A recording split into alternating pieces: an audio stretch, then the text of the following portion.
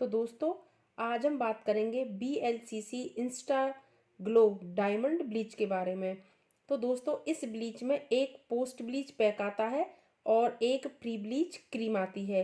तो आइए दोस्तों, हम देखते हैं ब्लीच करने का सही तरीका क्या होता है। हेलो दोस्तों, कैसे हैं आप सब। रेखा मेकओवर एंड हेयर ट्रीटमेंट में आपका स्वागत है। तो आइए देखते हैं BLCC Insta glow diamond bleach करने का सही तरीका। सबसे पहले इसमें जो प्री ब्लीच क्रीम आती है उसे पूरे फेस पर अच्छे से अप्लाई करना है और फिर उसके बाद कम से कम 5 मिनट तक इस क्रीम से फेस की मसाज करनी है। मसाज को बिल्कुल हल्के हल्के हाथों से करना है। प्रेशर ज़्यादा तेज़ नहीं रखना है अपने हाथों का, बिल्कुल जेंटल रखना है। मैंने यहाँ सिर्फ फेस पर ही प्री ब्लीच क्रीम को अप्लाई किया है। अगर आप चाहें तो नेक के फ्रंट पार्ट को और नेक के बैक पार्ट को भी कवर कर सकते हो। कई लोगों को अक्सर ब्लीच करने के बाद फेस पर प्रॉब्लम हो जाती है, जैसे कि फेस पर रेडनेस आ जाती है, दाने निकल आते हैं, मतलब कि रैसेस हो जाते हैं। तो प्री ब्लीच क्रीम को लगाने का यही एक सबसे बड़ा फ़ायदा होता है कि हमारे फेस पर किसी भी प्रकार की कोई परेशानी नहीं होती। ये क्रीम हमारे फेस की स्किन को प्रोटेक्ट करती है।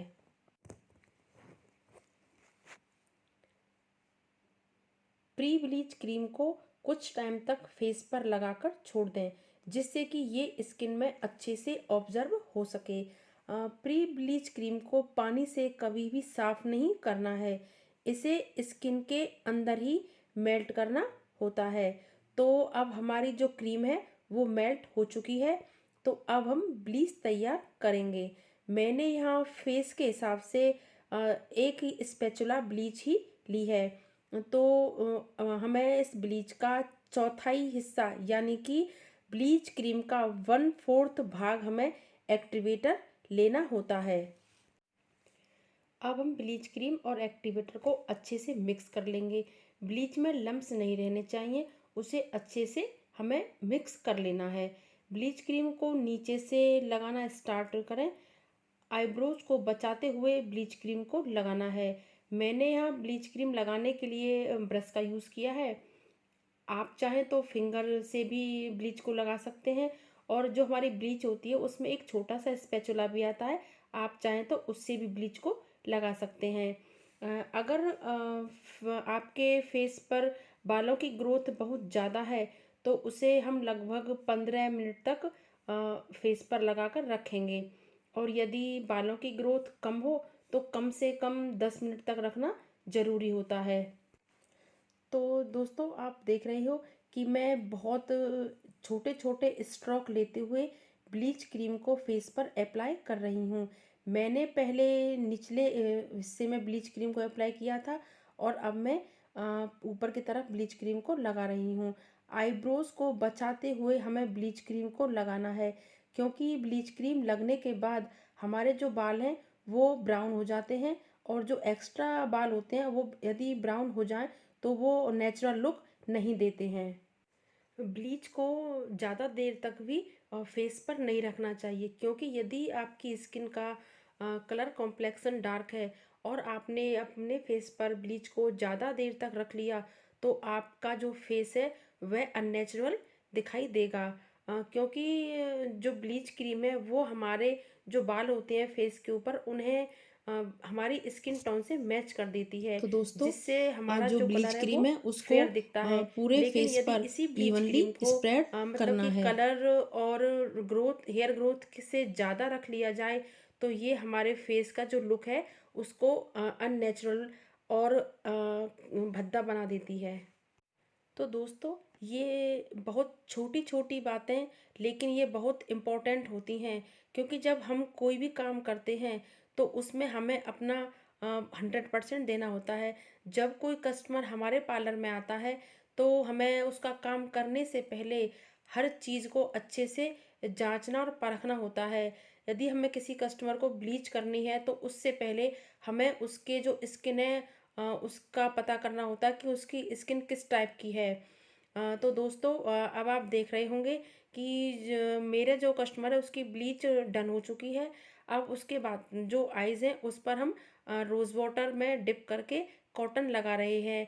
ये जो कॉटन है वो आँखों को काफ़ी रिलैक्स करती है, क्योंकि कई बार क्या होता है ना कि जो हमारा कस्टमर है ब्लीच लगवाने के बाद उसकी जो आइज़ है उनमें जलन होनी शुरू हो जाती है। तो इसको लगाने से उसकी आइज़ को काफ़ी रिलैक्स मिलता है और वह बहुत अच्छा फील करता है। तो दोस्तों हमारी जो ब्लीच है वो हो चुकी है, क्योंकि हमने अपने जो कस्टमर है उसकी स्किन टोन और उसके हेयर ग्रोथ के हिसाब से केवल 10 मिनट तक के लिए ही हमने ब्लीच को लगाया था। तो हमारे जो 10 मिनट है वो पूरे हो चुके हैं। अब हम स्पंज के हेल्प से धीरे धीरे उस ब्लीच क्रीम को साफ़ करेंगे। ज़्यादा तेज़ प्रेशर के साथ ब्लीच को साफ़ नहीं करना है, क्योंकि ऐसा करने से हमारी जो स्किन है वो रेड हो सकती है। अ, तो दोस्तों कुछ बातों का ध्यान आपको भी ज़रूर रखना चाहिए।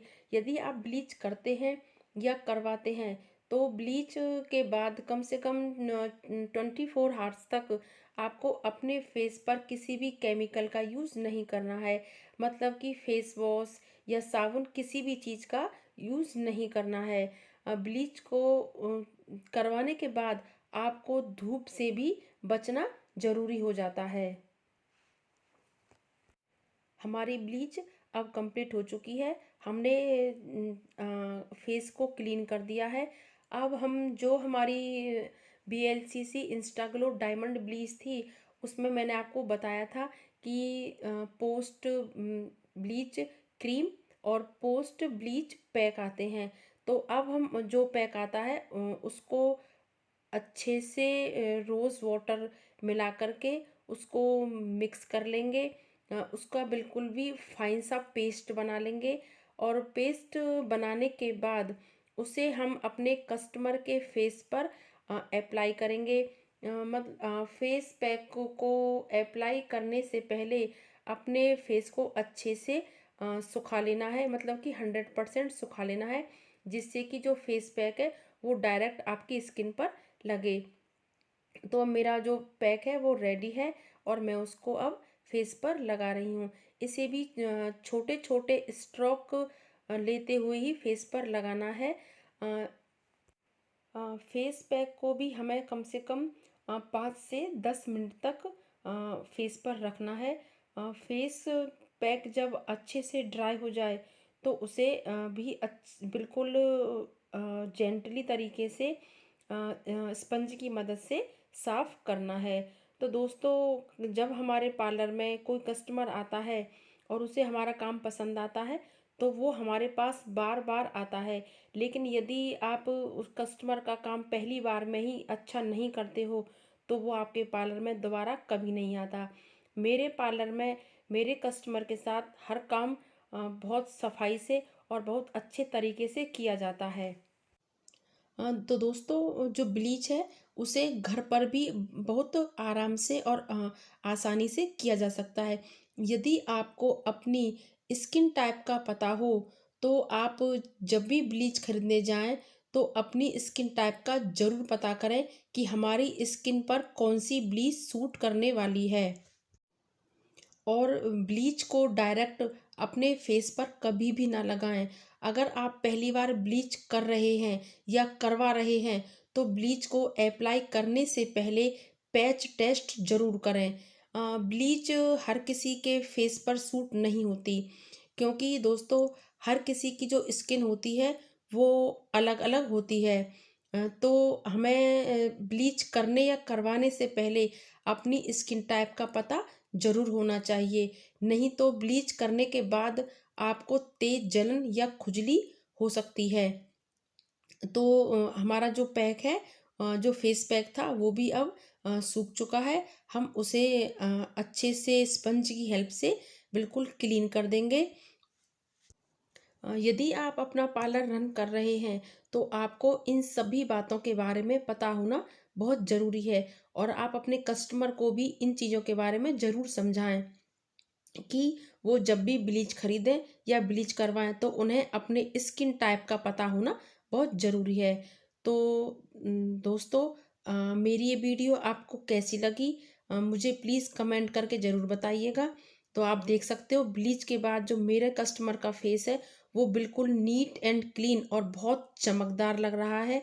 तो दोस्तों, प्लीज़ मेरे चैनल को सब्सक्राइब ज़रूर करें, लाइक करें, शेयर करें एंड कमेंट करें। Thanks for watching my video.